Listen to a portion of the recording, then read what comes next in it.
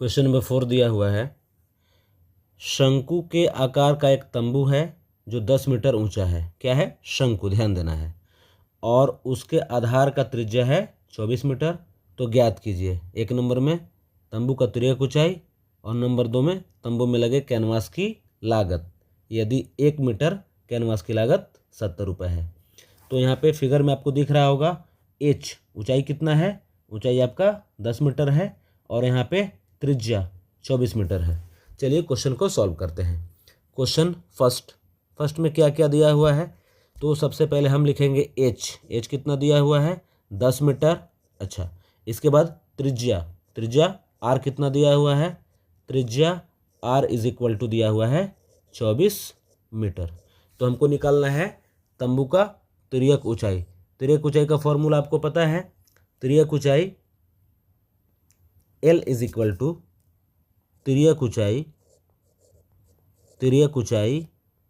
L, तिर्यक ऊंचाई L is equal to formula होता है r square plus h square और इसका अंडर रूट, ये फॉर्मूला होता है। इसी फॉर्मूला में हम मान रख देंगे। क्या क्या मान रखना है? तो सबसे पहले एल बराबर आर का मान कितना है? देखिए आर यहाँ पे दिया हुआ है 24 मीटर। कितना है? 24। तो 24 का स्क्वायर करेंगे क्योंकि यहाँ पे आर स्क्वायर है, आर है और स्क्वायर है, तो स्क्वायर यहाँ पे लगा दिए। अच्छा, प्लस एच कितना है? तो एच आपके पास है, देखिए 10 मीटर। कितना है? 10। तो एच स्क्वायर है इसलिए 10 का स्क्वायर, इसमें लगा दिए रूट। और 24 का स्क्वायर कितना होता है? 24 गुना 24 है ना, 24 गुना 24, ये स्क्वायर होता है 576। तो आपका आ गया 576 प्लस 10 का स्क्वायर 100, इसमें लगाइए रूट। जब जोड़ेंगे तब कितना हो जाएगा? जोड़ोगे तो आ जाएगा 676 और 676 का वर्गमूल। तो 676 का वर्गमूल कितना होता है? आपको पता है 26। कितना होता है? 26। तो हमारा 26 सेंटीमीटर, ये आपका आंसर निकल गया। पहले एक आंसर निकल गया तंबू का तिर्यक ऊंचाई। अब आगे चलते हैं। क्वेश्चन नंबर 2 में क्या करना है? तंबू में लगे कैनवास की लागत।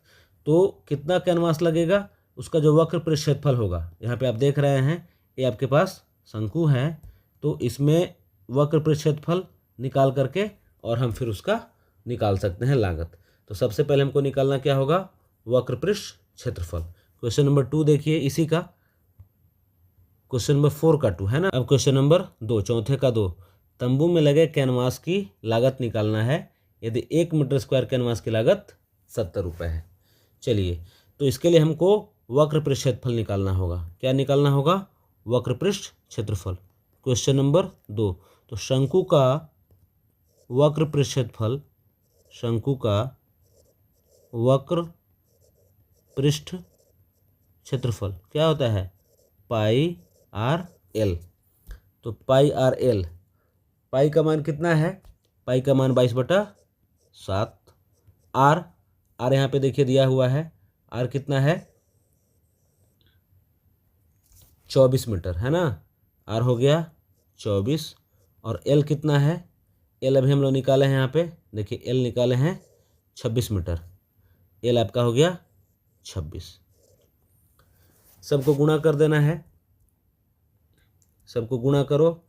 तो गुणा हमारा पहले 22 का 24 में करते हैं, 528। अब 528 आ गया, 528 में अभी हमको 26 का भी गुणा करना है। देखिए यहाँ पे 26 है, इस 26 का भी गुणा करना है। तो ये कितना हो जाएगा? ये आपका आएगा, ऐसे कैसे लपेट लिया जी सबको, बैक हो जाओ। 528 में 26 का गुणा करना है, 528 में 26 का गुणा करना है। तो 528 गुना 26 कितना हो जाएगा? 13 7 28। कितना आ गया? बराबर 13 7 28 और बटा में है 7। इतना मीटर स्क्वायर हमारा आ गया शंकु का वक्र क्षेत्रफल। अच्छा, इसको मिटा दे रहे हैं।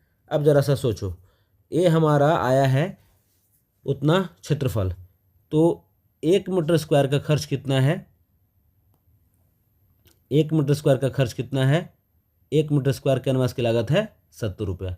तो जितना हमारा वक्र क्षेत्रफल आया है उसमें हमको 70 का क्या करना होगा? गुणा कर देना होगा। क्या करना होगा? 70 का गुणा। तो 70 का गुणा कर दो। तो अब कुल लागत है ना, कुल लागत, कैनवास की कुल लागत, कैनवास की कुल लागत, तो लागत कितना हो जाएगा? इसी में गुणा करना है जो आया है 13,728/7 और गुणा में कितना? 70, क्योंकि 70 रुपया खर्च है। अब उसको काट कूट कर दीजिए, काटेंगे 10 बार में, 10 सत्ते 70, इसका गुणा कर दो। 1 3 7 2 8 और 1 0, इतना रुपए आपका आंसर हो गया 13,72,28। ठीक है, चलिए, आई होप आपको क्वेश्चन नंबर 4 का पहला दूसरा दोनों समझ में आया होगा। Thank you.